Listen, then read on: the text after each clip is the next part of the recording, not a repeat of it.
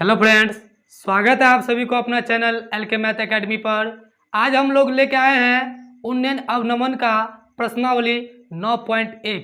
इससे पहले हम लोग उन्नयन अवनमन का जो बेसिक नॉलेज होता है वो पिछले वीडियो में पढ़ चुके हैं कि उन्नयन अवनमन कौन कहते हैं किसे। ये जो प्रश्नावली 9.1 है, आपके प्रत्येक एग्जाम में इसमें से एक प्रश्न रहता है जो 5 नंबर का रहता है। प्रत्येक साल ऐसा कोई एग्जाम नहीं होगा जो छूटा होगा, प्रत्येक साल इसमें से 5 नंबर का एक प्रश्न रहता है। आइए हम लोग पढ़ते हैं और इसको वीडियो का स्किप मत कीजिएगा, क्योंकि ऐसे पढ़ाएंगे जो आप कभी इस प्रकार नहीं पढ़े होंगे। आइए हम लोग पढ़ते हैं कैसे। ये जो प्रश्न है, कोई भी प्रश्न इसका पढ़ने से पहले सबसे पहले मोस्ट इंपोर्टेंट है इसका आकृति। यदि आप आकृति बना लिए ना, स्ट्रक्चर बना लिए तो यूं चुटकियों में आप क्वेश्चन को बना लीजिएगा। और मैं आपको ऐसा पढ़ाऊंगा ना, ऐसा पढ़ाऊंगा ना, सीधा आपके दिमाग में घुसा दूंगा। आइए हम लोग पढ़ते हैं। पहला प्रश्न है इसका कि सर्कस का एक कलाकार एक 20 मीटर लंबी डोर पर चढ़ रहा है जो अच्छी तरह से तनी हुई है और भूमि पर सीधे लगे खंभे के शिखर के से बंधा हुआ है। यदि भूमि स्तर के साथ डोर द्वारा बनाया गया गोंद 30 डिग्री का हो तो खंभे की ऊंचाई क्या कीजिए। मान लीजिए हम पढ़ लिए, हमको कुछ समझ में नहीं, लेकिन क्या बोल रहा है कि सबसे पहले भूमि, भूमि का मतलब जमीन। तो मान लीजिए आपका ये क्या है, जमीन है। चलिए मान लीजिए ये क्या है, जमीन। अब क्या पूछ रहा है कि एक कलाकार है जो 20 मीटर लंबी डोर पर चढ़ रहा है। तो डोर कैसा रहता है, सर्कस देखे होंगे, उसमें ऐसे डोरी लगा दिया जाता है ना, ऐसे क्या किया जाता है, डोरी लगा दिया जाता है। और जो अच्छी तरह तनी हुई, ये डोर अच्छी तरह तनी हुई है और भूमि के साथ लगे खंभे के शिखर से बंधा हुआ। मतलब एक खंभा है, क्या है, भूमि पर एक ऐसा खंभा है जो खंभा के शिखर से इस डोर को क्या कर दिया है गया है कि भूमि के स्तर के साथ डोरी द्वारा बनाया गया 30 डिग्री। मतलब कहने का मतलब इसका यह है कि एक सर्कस है, जो सर्कस का जो कलाकार है, एक डोरी 20 मीटर का एक डोर है जो जमीन पर एक खंभा है, उसके शिखर से क्या कर दिया, बांध दिया गया है। और जमीन का जो खूंटी है उसके साथ क्या कर दिया है, बांध दिया है। और डोरी को अच्छी तरह से क्या कर दिया है, तना हुआ, मतलब तान दिया है। और बोल रहा है कि ये जो डोरी है, डोरी और जमीन के साथ, डोरी द्वारा जमीन के साथ बनाया गया कोण कितना डिग्री का है, 30 डिग्री का है। तो खंभा की ऊंचाई ज्ञात कीजिए। क्या ज्ञात कीजिए, खंभा की ऊंचाई ज्ञात करने के लिए। तो इसमें क्या है, ए बी सी हम इसको मान लिए ना। इसमें ए सी क्या है, डोरी है, क्या है आपका, डोरी है। और डोरी को कहां से बांधे हम लोग, खंभा से। कहां से बांधे हैं, खंभा से। ये आपका क्या है, खंभा है। और ये आपका क्या है, जमीन, जमीन है। ये क्या है आपका, जमीन है ना। तो बोलता है कि हमको खंभा की ऊंचाई, तो खंभा की ऊंचाई पता नहीं, तो मान लेते हम एच। क्या मान लिए, एच ना। तो डोरी जमीन के साथ 30 डिग्री कोण बनाया हुआ है ना। अब इसमें खंभा जो रहता है हमेशा सीधा खड़ा रहता है, अर्थात 90 डिग्री पे, मतलब 90 डिग्री पे खंभा खड़ा रहता है। तो हमको निकालना क्या है, खंभा। आइए हम लोग निकालते हैं। तो सम इसको लिखेंगे कैसे, माना कि ए बी खंभा है तथा ए सी क्या है, डोरी है जो जमीन के साथ 30 डिग्री का कोण बनाते हैं। उतना लिखने की जरूरत नहीं है, बस इतना लिख दे काफी है। समकोण त्रिभुज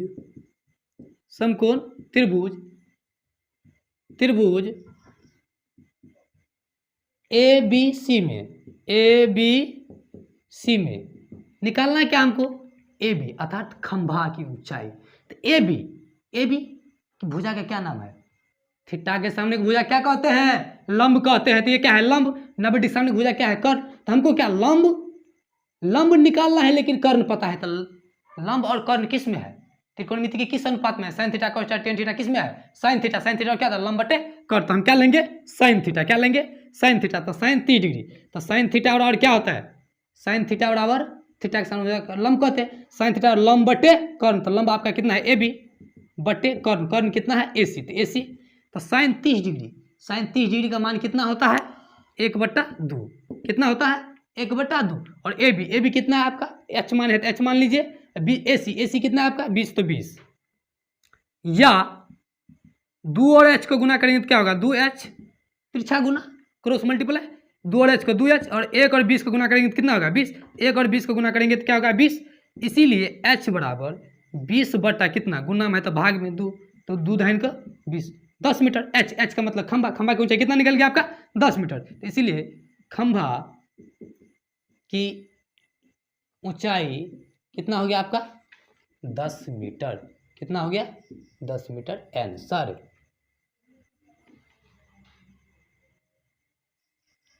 सवाल नंबर दूसरा बोल रहा है कि आंधी आने से एक पेड़ टूट जाता है। आंधी आने से एक पेड़ टूट जाता है और टूटा हुआ भाग इस तरह मुड़ जाता है कि पेड़ का शिखर जमीन को छूने लगता है और इसके साथ 30 डिग्री का कोण बनाता है।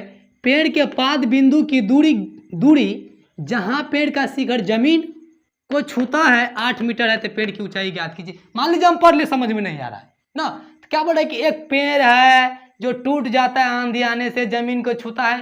तो कैसे?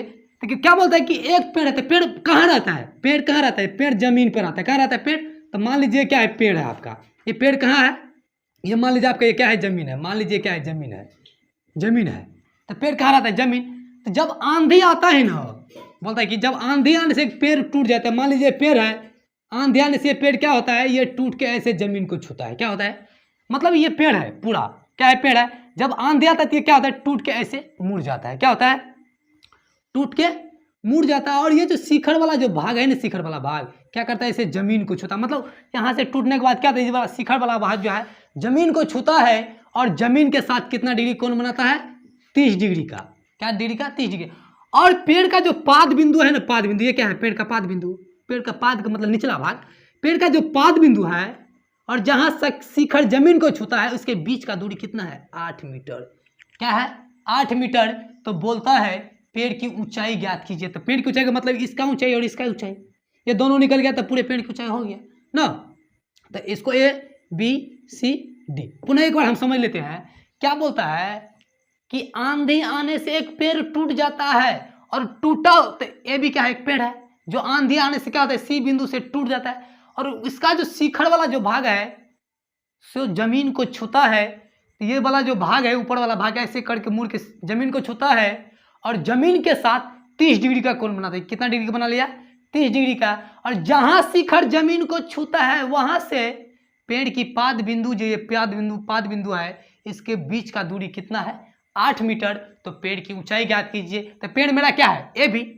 जब इसका दूरी और इसका दूरी निकल जाएगा तो पेड़ की दूरी निकल गया ना। तो आइए हम लोग निकालते हैं 8 मीटर।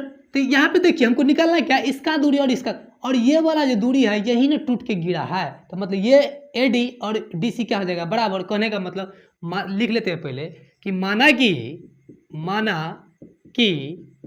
माना कि AB पेड़ है जो D से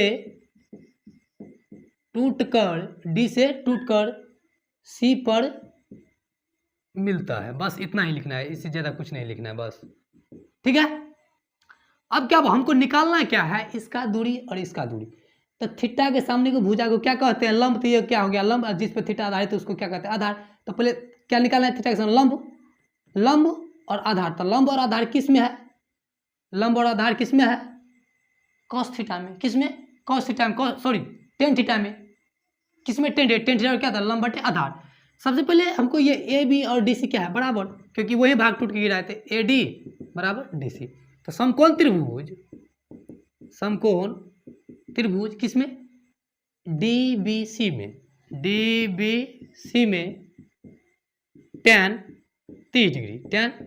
टेन थीटा और क्या था? लंब बटे आधार। हमको निकालना है, इसीलिए ये थीटा के सामने लंब, तो टेन थीटा लंब बटे आधार। तो लंब कितना है? BD बटा आधार कितना है? BC। तो BC तो टेन 30 डिग्री का मान कितना होता है? 1/√3। तो BD कितना है? पता नहीं हमको। BC कितना है? BC आपका 8। आपका BC कितना हो गया? 8। या √3 और BD का गुना करेंगे तो कितना होगा? √3 BD। 1 और 8 का गुना करेंगे तो कितना हो जाए? 8। इसीलिए BD बराबर कितना? 8/√3। तो BD कितना निकल गया? BD 8/√3। अर्थात ये जो BD है, BD कितना निकल गया? 8/√3। तो इसका दूरी तो निकल गया 8/√3। अब हमको निकालना है क्या? इसका दूरी। तो इसका दूरी का मतलब ये दूरी। जब ये दूरी निकल गया तो ये दूरी निकल गया, तो ये क्या है? मेरा कर्ण है, क्योंकि पेड़ जो रहता है सीधा 90 डिग्री पर खड़ा रहता है। तो 90 डिग्री सामने की भुजा क्या कहते हैं? कर्ण। तो कर्ण और आधार किस अनुपात में है? साइन। कर्ण और आधार कॉस थीटा में। किस अनुपात में है? कॉस थीटा में। तो समकोण त्रिभुज बी डी सी में, किसमें, बी डी सी में कौन से अनुपात लेना है, कॉस थीटा।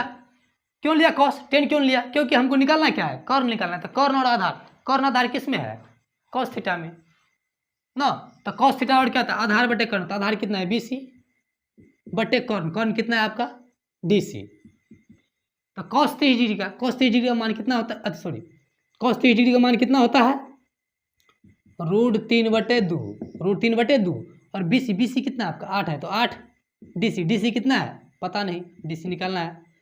क्रॉस मल्टीप्लाई आप क्या करेंगे, तिरछा गुना, तो √3 और DC गुना करेंगे तो √3 DC, 2 8 इसको गुना करेंगे तो 2 8 16, इसीलिए DC बराबर 16 बटा कितना, √3।